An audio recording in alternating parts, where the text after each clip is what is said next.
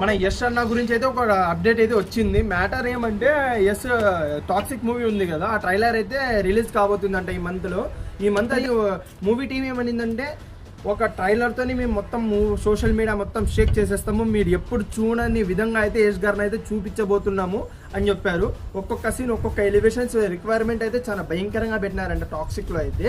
కానీ కొన్ని సీన్స్ ఉంటాయంట టాక్సిక్లో మీరు చూడలేరంట, అంత భయంకరంగా ఫైట్స్ అయినా కానీ ఆ రొమాన్స్ అయినా కానీ అది ఒక్క పీక్స్కి తీసుకెళ్ళిపోతుందంట ట్రైలర్లో.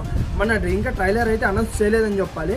కానీ ఒక్కటైతే భయంకరంగా చెప్తున్నా, ఏమంటే యశ్ అన్నని అయితే బాగానే వాడుకున్నారు టాక్సిక్లో అయితే, చాలా భయంకరంగా వాడుకున్నారు. ఇప్పుడు టాక్సిక్ మీద ఎక్స్పెక్టేషన్స్ పెరిగిపోతున్నాయి. ఆ పక్క నుంచి ప్యారడైజ్ వస్తుంది, ఈ పక్క నుంచి టాక్సిక్ వస్తుంది.